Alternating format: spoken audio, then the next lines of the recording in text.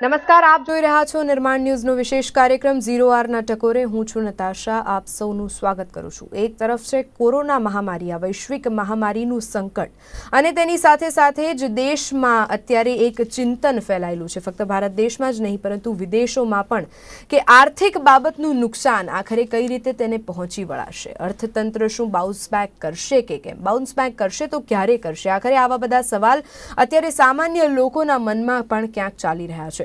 વિશ્વમાં શતાબ્દીની અત્યાર સુધીની સૌથી ખરાબ પરિસ્થિતિ અથવા તો સૌથી ખરાબ આર્થિક કટોકટી કહી શકાય તેવી અત્યારના સમયમાં છે, અને અત્યારે આપણે તે સમયમાંથી પસાર થઈ રહ્યા છે.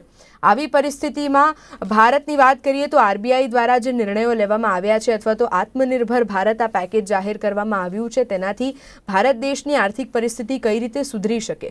એક અહેવાલ છે કે ફિચ રેટિંગ એજન્સીના અહેવાલ મુજબ ફિચે એશિયા પેસિફિક સોવરેન ક્રેડિટ ઓવરવ્યુમાં કહ્યું હતું કે ભારતનું અર્થતંત્ર બાઉન્સ બેક કરશે, પણ આગામી વર્ષે, એટલે કે ભારતનું અર્થતંત્ર 2020-21માં બાઉન્સ બેક કરી શકે છે. પણ આ બાઉન્સ બેક કઈ રીતે થશે, તેની પાછળના શું તટસ્થ નિયમો છે અથવા તો તેની પાછળના કયા કારણો છે, તે તમામ બાબતો જાણવા માટે આજે આપણે આ વિશેષ કાર્યક્રમ અંતર્ગત જોડાયા છે. કે એકંદરે એક સકારાત્મક સમાચાર તો સામે આવ્યા, હેડલાઇન્સમાં આપે સૌએ વાંચ્યું, પણ તેની સાથે સાથે જ હવે આ બાબતનું વિશ્લેષણ કરવું જરૂરી છે કે આ અર્થતંત્ર આખરે બાઉન્સ બેક કઈ રીતે કરી શકશે.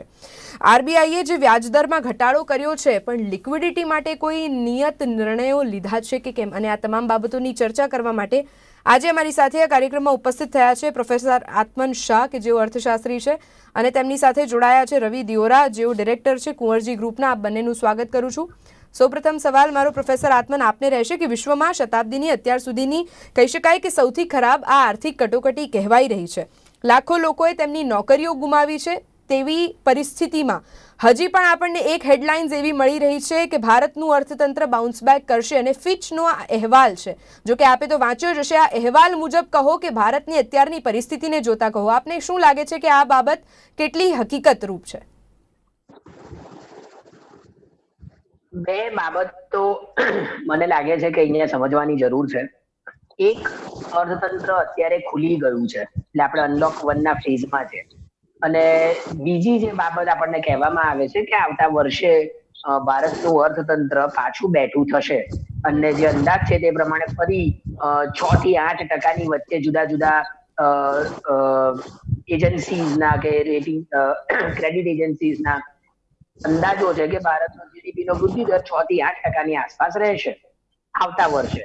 હવે પ્રશ્ન એ છે કે હજુ પણ કોરોનાની મહામારી કેટલા લાંબા સમય સુધી ચાલશે. અત્યારનું જે અનલોક છે એ સંપૂર્ણપણે અનરિસ્ટ્રિક્ટેડ છે તેવું નથી, એટલે કેટલાક રિસ્ટ્રિક્શન્સ સાથેનું અનલોક છે, એટલે કે જે કન્ટેનમેન્ટ ઝોન છે એમાં હજુ પણ આર્થિક પ્રવૃત્તિઓ ની શરૂઆત નથી થઈ, અથવા તો ખૂબ મર્યાદિત સમયગાળા સુધી, અથવા તો કેટલાક મર્યાદિત પગલા સાથે તેની શરૂઆત થઈ છે. એટલે હજુ પણ આર્થિક પ્રવૃત્તિઓ સંપૂર્ણપણે સમગ્ર દેશમાં શરૂ થઈ ગઈ હોય તેવું નથી.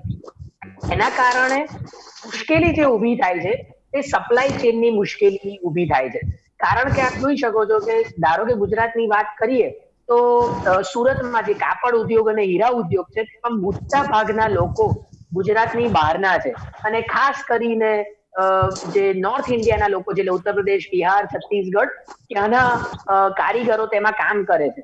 એટલે એ કારીગરો હવે ક્યાં સુધીમાં પાછા આવશે તેનો કોઈ અંદાજ નથી, કારણ કે હજુ પણ કોરોના મહામારી કેટલી લાંબી ચાલશે તે ખબર નથી. આપણે જોઈએ છે કે વારંવાર નિર્ણયો બદલાય છે, જેમ કે રાજસ્થાન સરકારે ફરીથી એમની બોર્ડર સીલ કરી, મોદી સરકારે જાહેર કર્યું કે એટલે એમને પણ એમની બોર્ડર સીલ કરી છે.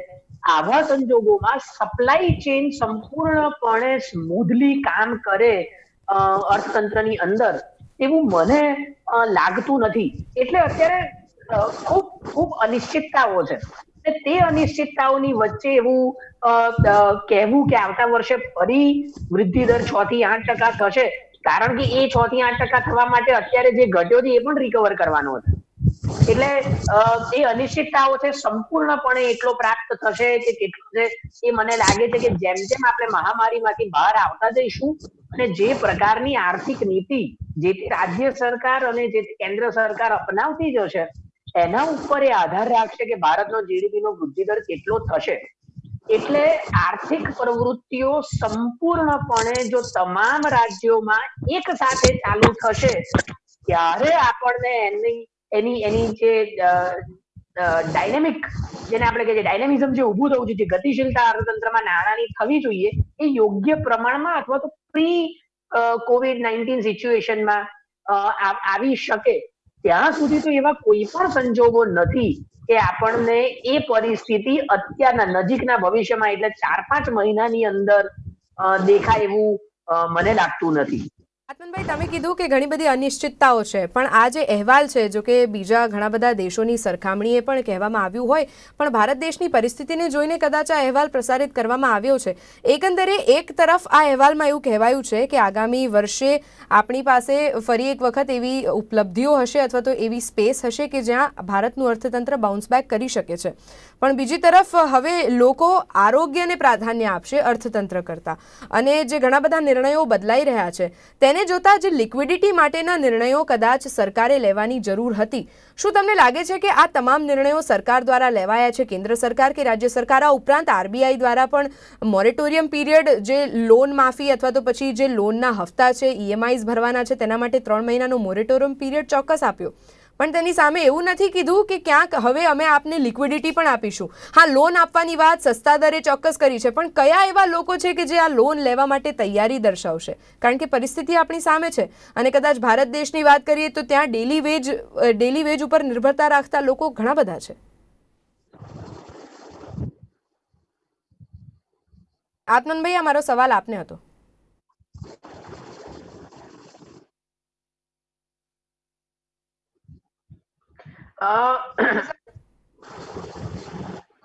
હેલો જી, આપને મારો અવાજ સંભળાય છે? જી જી બિલકુલ. તમારો અગાઉનો સવાલ આપને હતો કે જે મુજબ આ અહેવાલ પ્રદર્શિત થયો છે, ભારતનું અર્થતંત્ર બાઉન્સ બેક કરશે, આપણને એક ફક્ત આશ્વાસન આપવા માટે કીધું છે કે પછી તટસ્થ રીતે અત્યારે આપણે માની શકીએ કે આપણને સારું લગાડવા માટે આ અહેવાલ પ્રસારિત થયો છે? તેની પાછળના સૂચનો શું છે? જો આમાં જયારે આપણે અર્થતંત્રની વાત કરીએ ત્યારે અત્યારનો જે ક્રાઇસિસ છે એમાં જે અર્થતંત્રમાં મુશ્કેલી છે એ આટલા સમયગાળા પૂરતી જ છે. એટલે કોરોના પૂરતી જ આ પરિસ્થિતિ સર્જાઈ છે. એટલે જેમ જેમ મહામારી સામે આપણે લડતા જઈશું, જેમ જેમ તેમાંથી બહાર આવતા જઈશું, તેમ તેમ અર્થતંત્ર ઓટોમેટિક પાટા ઉપર આવતું જશે. અત્યારે તમે કે હું ખરીદી નથી કરતા અથવા તો ઓછી કરી છે, તેનું કારણ એ છે કે મહામારી છે. તેનું કારણ એ નથી કે આપણી પાસે રૂપિયા નથી. આ એક વર્ગની હું વાત કરું છું. બીજો જે વર્ગ છે, જેની અત્યારે સૌથી વધારે આપણને ચિંતા છે, તે છે ગરીબ વર્ગ અથવા તો મજૂર વર્ગ, કે જેની નોકરી આ કોરોના મહામારીના કારણે છીનવાઈ ગઈ છે, અથવા તો જે લોકો દૈનિક પગારદારો હતા. અને જે મધ્યમ વર્ગ છે કે જે પ્રાઇવેટ કંપનીમાં સામાન્ય ક્લાર્કનું કામ કરે છે, અથવા તો પછી પ્રાઇવેટ સેક્ટરમાં એ દૈનિક પગારદાર છે, અથવા તો તે ફિક્સ સેલેરાઇડ પર્સન છે, કે જેની જે મધ્યમ વર્ગમાં આવે છે, તેમને અત્યારે સૌથી મોટી હાનિ પહોંચી છે. એટલે કોઈક રીતે જો સરકાર તેમને મદદ કરે તો અર્થતંત્રમાં ફરી માંગ ઊભી થઈ શકે તેમ છે. અને જો માંગ ઊભી થશે તો ઓટોમેટિક સપ્લાયમાં વધારો થશે અને ધીમે ધીમે અર્થતંત્ર પાટે આવતું થશે. મને લાગે છે કે જે પ્રશ્ન તમે પૂછ્યો કે કેન્દ્ર સરકાર, રિઝર્વ બેંક ઓફ ઇન્ડિયાએ કોઈ પગલા લીધા છે કે નહીં, મારું વ્યક્તિગતપણે એવું માનવું છે કે બંને દ્વારા જે પગલા લેવામાં આવ્યા છે મોટે ભાગે સપ્લાય સાઇડ, પુરવઠાની બાજુના પગલા છે, અને મોટે ભાગે લોનની બાબતોમાં લેવાયેલા પગલા છે. મોરેટોરિયમ આપ્યું હોય કે પછી MSME ને તે લોન આપવાની, પણ જે સીધું જ કેશ ટ્રાન્સફર થવું જોઈતું હતું ગરીબોને, મજૂર વર્ગને, મધ્યમ વર્ગને, એ નથી થયું. અને જ્યાં સુધી એ નહીં થાય ત્યાં સુધી અર્થતંત્ર પાટે નહીં આવે. આપણે આ બાબત ખૂબ સરળતાપૂર્વક સમજવાની જરૂર છે કે ભારતીય અર્થતંત્ર એ ડોમેસ્ટિક કન્ઝમ્પશન પર આધાર રાખતું, ડોમેસ્ટિક કન્ઝમ્પશન અને ડોમેસ્ટિક ઇન્વેસ્ટમેન્ટ પર આધાર રાખતું અર્થતંત્ર છે. એનો સૌથી મોટો બીજા ફાળો દેશોની સરખામણી આપણે ભારતને ન જોઈ શકીએ, કારણ કે કદાચ બીજા દેશોમાં જેટલી જોબ ઓપોર્ચ્યુનિટીઝ છે તેટલી ભારતમાં ઊભી કરવાના વાયદાઓ ઘણા બધા હતા, પણ તે હવે થઈ છે કે નહીં આપણે તે વિવાદમાં નથી પડવું.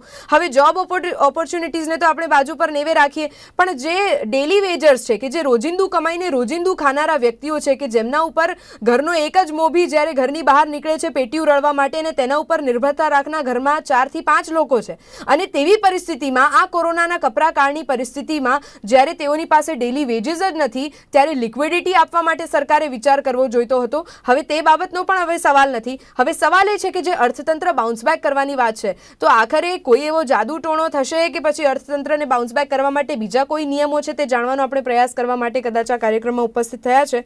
હવે વાત આવે છે કે ભારત દેશમાં દેવું પણ ઘણું બધું છે, પહેલાથી હતું, અને કોરોના મહામારીને કારણે કદાચ દેવું વધી ગયું છે. હવે આ દેવાને કઈ રીતે ભારત દેશ ચૂકવી શકે છે? રવિજી, આપની પાસેથી જાણી લઈએ કે એક અહેવાલ છે કે જ્યાં કહેવામાં આવ્યું છે કે ભારતનું અર્થતંત્ર આગામી વર્ષમાં બાઉન્સ બેક કરશે, પણ તેની સામે જોતા ભારત દેશનું જે દેવું છે તે તો આપણે ભરી શકવાની સક્ષમતા અત્યારે કદાચ રાખીએ છીએ કે નહીં, તેનું ચિંતન કરવાની જરૂર છે કે કેમ? ડેફિનેટલી અત્યારે જે પરિસ્થિતિ બની રહી છે, જે રીતે અત્યારે સંજોગો ઉભા થઈ રહ્યા છે, એ અંતર્ગત એવું લાગી રહ્યું છે કે આ દેવું થોડું સાઈડની વાત છે. સાથે જ્યારે ફીચે પોતાનો રિપોર્ટ 9.5% જીડીપી ગ્રોથ રેટની જે આશા વ્યક્ત કરી, એની સાથે સાથે જ S&P 8.5% ગ્રોથની આશંકા મીન્સ કે આશા વ્યક્ત કરી હતી. પરંતુ આજે ફીચે આજે S&P છે અને પોતાનું જે પણ નિવેદન હતું એમાં મોટો બદલાવ કરી દીધો. એ લોકોએ કીધું કે જો ગવર્મેન્ટ આના ઉપર ફિસ્કલ ઉપર ધ્યાન આપશે, જો ગવર્મેન્ટ, કારણ કે ઘણા ઇફ એન્ડ બટ્સ લાગી ગયા, તો આઈ થિંક કે હવે જ્યારે કોરોનાનો ટોપ થશે ત્યારે જ ઇકોનોમીનું જે બોટમ થી ઉપર આવવાનું ચાલુ થશે.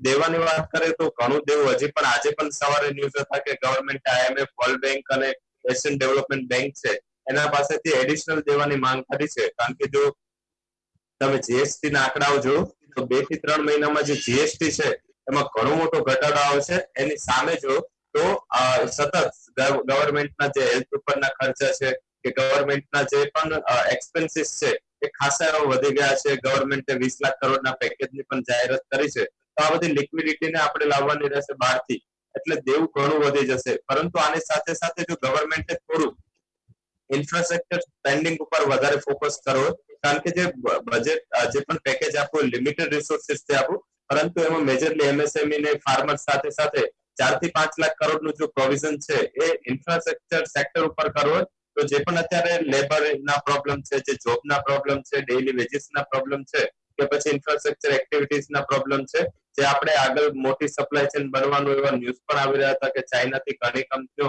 શિફ્ટ થઈ રહી છે. હાલાકી અત્યારે ઇન્ડિયાની જે પણ પોલિસી મેટરના હિસાબે કંપનીઓ શિફ્ટ ઇન્ડિયામાં ના થાય અને એ શિફ્ટિંગ તાઇવાન, ઇન્ડોનેશિયા જેવા દેશોમાં થઈ ગયું. તો આઈ થિંક કે અત્યારે જે ગવર્મેન્ટ છે એ આવતા આપણા ઇન્ડિયન ઇકોનોમી માટે 3 મહિના ઘણા ક્રુશિયલ છે. જો 3 મહિના બચાવી લેશું તો આવતા 3 વર્ષ બચી જશે. પરંતુ જો આ 3 મહિના આવી જ પરિસ્થિતિ રહી અને જે કોરોનાના કેસીસ છે ધીમે ધીમે વધી રહ્યા છે, ઓલમોસ્ટ ઇન્ડિયા 3 લાખ કેસ પર પહોંચ્યું છે, આપણે વર્લ્ડમાં 5th આવે છે. તો આઈ થિંક કે જે ગવર્મેન્ટનું એક્સપેક્ટેશન હતું કે લોકડાઉન જલ્દીથી ઓપન થશે એ ઘણું ધીરું રહેશે. કારણ કે હવે જ્યારે કંપનીના એમ્પ્લોઈઝ ને કેસ આવવાના ચાલુ થાય છે ત્યારે કંપની પોતે શટડાઉન કમ્પલસરી કરવું પડે છે. તો આઈ થિંક કે આ બધા પ્રોબ્લેમ્સ છે આગળ જતા. બિલકુલ, એટલે કે જે સરકારની આશાઓ હતી, જે અપેક્ષાઓ હતી, રાઈટ. રવિભાઈએ જે રીતે કીધું કે જે સરકારી અપેક્ષાઓ હતી કે ક્યાંક આપણે આ કોરોના સામેની મહામારી માટે લડત આપવાની છે, અને લડત માટે એક ચાર્ટ બનાવાયો હતો. આ ચાર્ટમાં લોકડાઉનના 4 તબક્કા હતા. ત્યારબાદ અનલોકનું પ્રથમ તબક્કામાંથી અત્યારે આપણે પસાર થઈ રહ્યા છે. અનલોકના પ્રથમ તબક્કામાં પણ આપણને સંપૂર્ણ છૂટછાટ મળી નથી. અત્યારે પણ કોર્પોરેટ સેક્ટરને 50% સ્ટાફ સાથે કંપનીઝ ચલાવવાની પરવાનગી ભલે આપવામાં આવી હોય, પણ જે પ્રોડક્શન યુનિટ્સ છે ત્યાં મજદૂરો જ નથી. હવે જ્યાં મજદૂરો નથી, જ્યાં શ્રમિકો નથી, ત્યાં પ્રોડક્શન એટલે કે ઉત્પાદન કઈ રીતે થઈ શકે? જ્યાં સુધી ઉત્પાદન નહીં થાય અને જ્યાં સુધી બજારમાંથી માંગ નહીં વધે, ત્યાં સુધી આ ઉત્પાદનની ખરીદી આખરે કરશે કોણ? લિક્વિડિટીની વાત છે તો લિક્વિડિટીની વાત માટે અત્યારે જેમ રવિજીએ કીધું કે જીએસટીના દરમાં ઘટાડો થયો છે અથવા તો જીએસટીની આવકમાં ઘટાડો થયો છે, તો વેપારીઓ ક્યાંથી જીએસટી ભરી શકવાના છે કે જ્યારે તેમની પાસે અત્યારે કોઈ એવી પરિસ્થિતિ જ નથી કે જ્યાંથી તેઓ જીએસટી આપી શકે સરકારને, અને એકંદરે ટેક્સીસની આવક ઓછી થતાં સરકાર પણ ભીસમાં આવી છે. હવે સરકાર જે ભીસમાં આવી છે ત્યાં બે ઉપાયો છે. એક તો આપણે આગામી વર્ષમાં એક મોટી ખાઈ જોઈ શકીએ છીએ અર્થતંત્રની બાબતમાં, કાં તો એક મોટું બાઉન્સ બેક જોઈ શકીએ છીએ. આત્મનજી, એક થિયરી પણ છે કદાચ આ સંદર્ભની, કદાચ એ ઇકોનોમિક્સની થિયરી નથી પણ એક જનરલ થિયરી છે કે જ્યારે પણ વ્યક્તિને તાવ આવે છે ત્યારે અચાનક અથવા તો તાવ વધી જતો હોય છે, કાં તો બીજે દિવસે અચાનક તાવ ઓછો થઈ જતો હોય છે. તે શરીરની રોગ પ્રતિકારક શક્તિ ઉપર નિર્ભર રાખે છે. હવે આ જ વાત જો આપણે ઇકોનોમિક્સની દ્રષ્ટિએ ધ્યાનમાં લઈએ તો ક્યાંક આ જ વાત ભારત દેશની ઇકોનોમિક એટલે કે આર્થિક શક્તિ ઉપર નિર્ભરતા રાખે છે કે ક્યાંક આપણે આગામી વર્ષમાં એક મોટી ખાઈ અનુભવીશું કે એક મોટું બાઉન્સ બેક. જુઓ, અર્થતંત્રમાં જે લોકો પ્રોડક્શન કરે છે, જે લોકો ઉત્પાદન કરે છે, તેમનો મુખ્ય હેતુ નફો કમાવાનો છે. બરાબર? જે તે કંપની નફો કમાશે અથવા તો જે તે ઉત્પાદનનો યુનિટ નફો કમાશે તો જ તે બજારમાં ઉત્પાદન ચાલુ રાખશે. કોઈ પણ વ્યક્તિ ખોટ ખાઈને ઉત્પાદન કરવાનું નથી. એટલે જે આ આખી મને લાગે છે કે જે હવા ચાલી છે કે હવે આત્મનિર્ભર ભારતના કારણે ચાઇનાની કંપનીઓ કે અમેરિકાએ કે યુરોપે ચાઇના સામે જંગ છેડી છે અને હવે ચાઇનામાં જે કંપનીઓ એ લોકોના દેશની કંપનીઓ છે એ ભારતમાં આવી જશે એટલે ભારતનું ઉત્પાદન વધી જશે અથવા તો ભારતમાં રોજગારીનું સર્જન થશે. મને લાગે છે કે એવું બહુ શક્ય નથી, કારણ કે જે તે કંપનીઓ ચાઇનામાં ઉત્પાદન કરે છે તેમને કઈ ચાઇના પસંદ છે એટલે ઉત્પાદન નથી કરતા. ચાઇનામાં તેમને સ્કિલ્ડ લેબર સસ્તા દરે મળે છે માટે તે ઉત્પાદન કરે છે. જો એ જ દરે કે એનાથી પણ ઓછા દરે તેમને ભારતમાં એ જ સ્કિલ્ડ લેબર મળશે તો એ ભારતમાં આવશે. એમને જો એ સિંગાપોર કે થાઈલેન્ડ કે મલેશિયા કે તાઇવાનમાં મળશે તો એ ત્યાં જશે. એટલે એ કંપનીઓને કઈ ચાઇના સાથે પ્રેમ છે અને ભારત સાથે દુશ્મનાવટ છે કે ભારત સાથે પ્રેમ છે અને ચાઇના સાથે દુશ્મનાવટ છે એવું નથી. ધંધો કોઈ દિવસ લાગણી ઉપર નથી ચાલતો, તે નફા ઉપર ચાલે છે. એટલે આ બાઉન્સ બેક ની જે આખી થિયરી છે કે હવે આપણે જેવું લોકડાઉન પતશે અને જેવું અનલોક થશે એટલે તરત જ બધી કંપનીઓ ભારતમાં આવી જશે ને એક ખુશીનો માહોલ થઈ જશે, એવી આશા મને નથી. દેશમાં આપણે જોઈ રહ્યા છે કે મજૂરોની હાલત, ગરીબોની હાલત કેટલી હદે ખરાબ છે. આપણે જો વિડીયો જુએ તો કદાચ આપણા રૂવાટા ઉભા થઈ જાય, આંખમાંથી આંસુ આવી જાય, એટલી ખરાબ તેમની હાલત છે. ને આ પરિસ્થિતિમાં સૌથી વધારે મને લાગે છે કે ગરીબ વર્ગ અને બીજો મધ્યમ વર્ગ, આમની ઉપર જો ફોકસ કરવામાં આવે તો જ મને લાગે છે કે અર્થતંત્ર બેઠું થઈ શકશે. હું ફરી કહું છું કે ભારતનું અર્થતંત્ર એ ઇન્ટ્રોવર્ડ અર્થતંત્ર છે, એટલે કે દેશની અંદર રહેતા લોકો દ્વારા જે વપરાશ અને મૂડીરોકાણ થાય છે તેની પર આધાર રાખતું અર્થતંત્ર છે. ભારતીય અર્થતંત્ર એ નિકાસ આધારિત મોડેલ નથી જે ચાઇનાનું છે. બરાબર? બીજી અત્યારે જે સૌથી મોટી અસર ઉભી થઈ છે બે બાબતો ઉપર થઈ છે. એક ભારતની અંદર રહેલી રોજગારી અને બીજી ભારતનો આંતરરાષ્ટ્રીય વેપાર. નિકાસ જો તમે જુઓ તો લગભગ 28 થી 38% ઘટાડો થયો છે ભારતની નિકાસમાં લોકડાઉનના કારણે. અને હજુ પણ એ નિકાસ તરત જ વધશે એવું લાગતું નથી, કારણ કે તમામ દેશોમાં લોકડાઉન કે અનલોક જે છે તે થોડા ઘણા રિસ્ટ્રિક્શન્સની સાથે છે. એટલે નજીકના ભવિષ્યમાં ભારતની નિકાસો વધે તેવું શક્ય નથી. એના બે કારણો છે. એક, જે તે દેશમાં આપણે નિકાસ કરીએ છીએ ત્યાં લોકડાઉન છે. બે, ભારતની અંદર લોકડાઉન છે. એટલે ભારતની કંપનીઓનું પણ ઉત્પાદન અત્યારે એટલી હદે વધારી શકાય તેમ નથી કે જેથી તે નિકાસ કરી શકે. એટલે આવા સંજોગોમાં ઇકોનોમી બાઉન્સ બેક થઈને ફરી 8-9% પહોંચી જશે. હું રિયલ જીડીપી ની વાત કરું છું. નોમિનલ જીડીપી કદાચ પહોંચી શકે, કારણ કે જો ઉગાવાનો દર વધે તો નોમિનલ જીડીપી 8-9% પહોંચી શકે છે, પણ રિયલ જીડીપી નો ગ્રોથ રેટ 8-9% પહોંચે એવી મને બહુ શક્યતા લાગતી નથી. આ અનસર્ટિનિટી છે. માટે જો અનસર્ટિનિટી દૂર થાય ને યોગ્ય પગલા લેવામાં આવે તો શક્યતા છે. પણ અત્યાર સુધીમાં સરકારે અને આરબીઆઈ એ લીધેલા પગલા અને જે અનિશ્ચિતતા છે તે જોતા ભારતની જીડીપી, રિયલ જીડીપી નો વૃદ્ધિ દર 8 થી 9% આવતા વર્ષે થાય એવી કોઈ જ શક્યતાઓ મને દેખાતી નથી. અત્યારની હકીકત પરથી તો નથી દેખાતી તેવું પ્રોફેસર આત્મનનું કહેવું છે. આ અનસર્ટેનિટી છે, આ અનિશ્ચિતતા છે. પણ આ અનિશ્ચિતતામાં આપણે ઘણી બધી વાતો કરી. અર્થતંત્ર બાઉન્સ બેક કરશે કે કેમ, અથવા તો પછી આગામી સમયમાં આપણે એટલે કે આગામી વર્ષમાં એક મોટી ખાઈમાં ધકેલાઈ જઈશું. આ બધી જો અને તોની વાતો છે. પણ હવે સામાન્ય પરિસ્થિતિમાં કે અત્યારની વાસ્તવિક પરિસ્થિતિમાં આપણે નાણાંની અથવા તો લિક્વિડિટીની વાત કેમ નથી કરતા? રવિભાઈ, આપને એવું નથી લાગતું કે હવે સરકાર દ્વારા જે લિક્વિડિટી ઉપર વધારે ધ્યાન આપવાની જરૂર જરૂર છે, કેન્દ્ર સરકાર હોય, રાજ્યની સરકારો હોય કે પછી આરબીઆઈ પાસેથી જે કંઈ અપેક્ષાઓ બેંક્સ રાખી રહી છે તેના માટે? કારણ કે હવે બેંક દ્વારા લોન આપવાની અને સસ્તા દરે લોન આપવાની કવાયતો હાથ ધરી દેવામાં આવી છે, પણ અત્યારે લોન લેવા માટે કોઈ તૈયાર નથી. અત્યારે લોકોને નાણાં જોઈએ છે, લિક્વિડિટીની જરૂર છે. શું કહેશો આપ? ડેફિનેટલી જ્યારે ત્યારે ડિમાન્ડનો અભાવ હોય છે, જ્યારે ત્યારે જે આર્થિક પરિસ્થિતિ અને આર્થિક ભવિષ્ય છે એની અનિશ્ચિતતા હોય છે, ત્યારે લોન લઈને એડિશનલ બર્ડન કદાચ એમએસએમઈ સેક્ટર છે કે ફાર્મર છે એ પોતાના ઉપર ઓછું લેવા માંગે, કારણ કે ગમે ત્યારે એ પે કરવાનું છે. સાથે લિક્વિડિટીની વાત કરીએ તો લિક્વિડિટીની પોઝિશનમાં આઈએમએફ છે, સાથે વર્લ્ડ બેંક છે, એશિયન ડેવલપમેન્ટ બેંક છે, એ જ્યાં સુધી ભારતને નાણાં નહીં આપે ત્યાં સુધી ગવર્મેન્ટ પાસે આટલી ઇનફ લિક્વિડિટી નથી. કારણ કે જો ડેફિસિટ પણ વધારશે, બહારથી જો કોમર્શિયલ બોરોઇંગ પણ કરશે, તો આઈ થિંક કે એક્સટર્નલ સોર્સિસ અત્યારે વર્લ્ડની તમામ એવા દેશો છે જેને આ સંસ્થાઓ પાસે લોન માટે અપ્લાય કર્યું છે. મારા હિસાબે જે ડોમેસ્ટિક સોર્સિસ છે એમાં પર્ટિક્યુલર આરબીઆઈ છે એ આમાં સપોર્ટ કરી શકે. સાથે જે આપણી આર્થિક રિઝર્વ છે, ફોરેક્સ રિઝર્વ ગણાય, એ અત્યારે $500 બિલિયન જેટલી છે. મીન્સ કે અત્યારના રેકોર્ડ હાઈ સુધીની આપણી ફોરેક્સ રિઝર્વ છે. તો અત્યારે કદાચ આપણે ટેમ્પરરી સમય પૂરતું આમાંથી આરબીઆઈ પાસેથી લિક્વિડિટી લઈ અને સાથે સાથે જે એડિશનલ જે બેંકો પોતાની લિક્વિડિટી આરબીઆઈ ને પાછી આપે છે, કારણ કે લોન નો એટલો ડિમાન્ડ નથી, એના હિસાબે એ પણ બફર લિક્વિડિટી સ્ટોક આરબીઆઈ પાસે છે. તો આઈ થિંક કે આરબીઆઈ હવે એકમાત્ર સોર્સ છે લિક્વિડિટીનો, એ સરકાર પાસે હોય કે પછી એઝ એ ઇકોનોમી ભારત પાસે હોય. તો આઈ થિંક આગળના સમયમાં બેંકો માટે કે જો ડિરેક્ટ નહીં પરંતુ કોઈ ઇનડાયરેક્ટ સ્ટેપ્સથી ગવર્મેન્ટ આરબીઆઈ પાસેથી લિક્વિડિટીનું વિચારી શકે. અધરવાઇઝ ઓવરઓલ જે ઇકોનોમિક અર્થતંત્રની પરિસ્થિતિ છે એ અંતર્ગત મારું એવું માનવું છે કે જલ્દી એટલી મોટી ડિમાન્ડ લોનની ઉભી નહીં થાય જેટલી લિક્વિડિટીની જલ્દી ઉભી ડિમાન્ડ નહીં થાય. અરાઉન્ડ એકાદ વર્ષ, 1.5 વર્ષ જેવું આઈ થિંક ઇકોનોમીને થાળે પડતા થશે.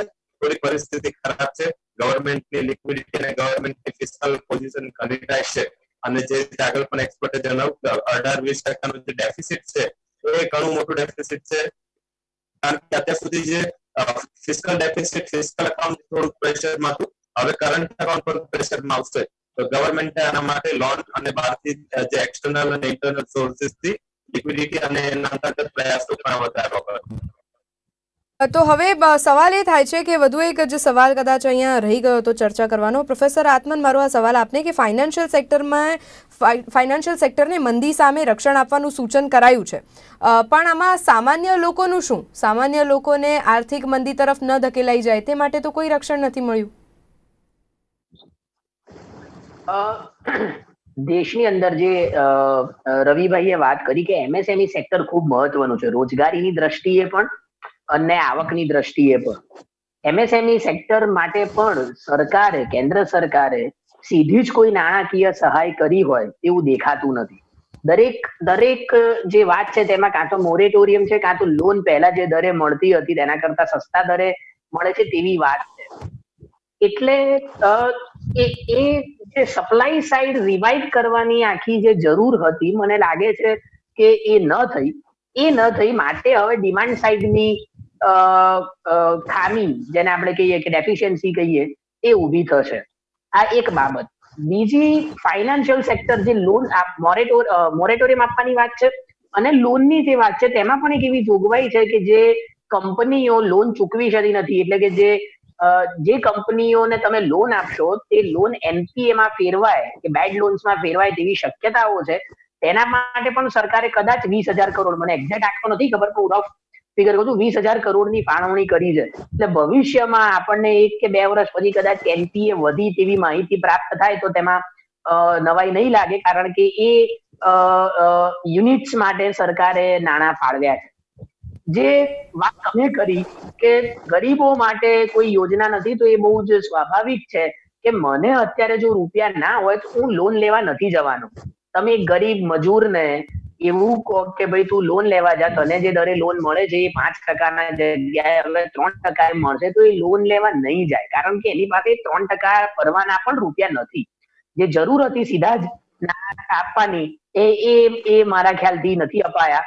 અને જેને ફિસ્કલ સ્ટિમ્યુલસ આપણે કહીએ છીએ, રાજકોષીય નીતિ, એ જે પ્રમાણમાં હોવી જોઈતી હતી, જે દિશામાં હોવી જોઈતી હતી, એ દિશામાં જોવા નથી મળી. કદાચ આગળ ભવિષ્યમાં સરકાર કોઈ બીજા પગલા લે અથવા તો પેકેજ જાહેર કરે તો એ જોવું રહ્યું. પણ આ સંજોગોમાં તો મને લાગે છે કે ગરીબોની હાલત અને મધ્યમ વર્ગની હાલત ખૂબ ગંભીર છે અને એમને આમાંથી કેવી રીતે બહાર કાઢવા કારણ કે એમના માટે તો જીવન મરણનો પ્રશ્ન છે. જે ઉદ્યોગપતિ એના માટે તો એ પ્રશ્ન છે કે કંપની કેવી રીતે ચલાવવી. જે ગરીબ છે એના માટે તો અત્યારે જીવન અને મરણનો પ્રશ્ન છે. તમે ભૂખમરાને કારણે જુઓ લોકડાઉનમાં કેટલા મૃત્યુ જાય છે. કદાચ 100 નો આંકડો તો પાર થઈ ગયો હશે. એટલે આ જે આખી બાબત છે, લાઈફ અને લાઈવલીહુડ આ બંને બચાવવાના છે. તમે લોકડાઉન સદંતર એટલે ચાલ્યા જ કરે એવું પણ શક્ય નથી, કારણ કે તેનાથી લાઈવલીહુડ છીનવાય. જજમેન્ટ પણ ના લેવાય. તમે જેમ કીધું એમ કે આ લાઈફ ઓર લાઈવલીહુડ છે, તો તેવી પરિસ્થિતિમાં તમે ભારત દેશમાં એક ઓવરઓલ જજમેન્ટ લઈ લો અને કોઈ પણ આદેશ જાહેર કરી દો તેવું પણ ન ચાલે, કારણ કે આમાં ઇન્ટ્રિકેટ સર્વેની જરૂર છે કે ભારત દેશમાં સૌથી મોટી આમદની અથવા તો સૌથી મોટો વર્ગ કયો. આખરે સામાન્ય વર્ગ જે સૌથી વધારે કહી શકાય તેવો વર્ગ છે ભારત દેશમાં. અને એવી પરિસ્થિતિમાં જ્યારે એક અહેવાલ એવું કહે છે કે અર્થતંત્ર બાઉન્સ બેક કરશે કે કેમ, હજી પણ આની આગળ પ્રશ્નાર્થ ચિહ્ન છે અથવા તો એક્સક્લેમેશન માર્ક યથાવત છે. અને તેનું કારણ છે કે અત્યારની પરિસ્થિતિને જોતા વિદ્વાનોનું કહેવું છે, અર્થશાસ્ત્રીઓનું કહેવું છે, પ્રોફેસર્સનું કહેવું છે કે હજી પણ આગામી સમયમાં ભારત દેશને આ કોરોનાની કપરી પરિસ્થિતિમાંથી બહાર આવતા ઓછામાં ઓછા 2 થી 3 વર્ષ લાગી શકે છે. તો આગામી સમયમાં અર્થતંત્ર બાઉન્સ બેક કરે તો આપણા માટે સારી વાત, પણ જો ન કરે તો તેનાથી કંઈ દુઃખી થવા જેવી વાત નથી. અત્યારની આ હકીકત આપણા સૌની સામે છે. પ્રોફેસર આત્મન અને રવિ દિયોરા, આપ અમારી સાથે ચર્ચામાં જોડાયા તે બદલ આપનો ખૂબ આભાર. દર્શક મિત્રો, વૈશ્વિક રીતે આ આર્થિક મંદીમાંથી આપણે પસાર થઈ રહ્યા છે, પણ આવી પરિસ્થિતિમાં પણ જો સદ્રઢ નિર્ણયો લઈને કેન્દ્ર સરકાર અને રાજ્ય સરકારો જો અમલવારી કરે છે તો તેના ઉપર આપણા સૌની હિત રહેશે. અમારી આજની વિશેષ રજૂઆત અંતર્ગત હાલ બસ આટલું જ. આવા ઘણા બધા મુદ્દાઓ સાથે ફરી મળીશું. ત્યાં સુધી મને આપશો રજા. નમસ્કાર.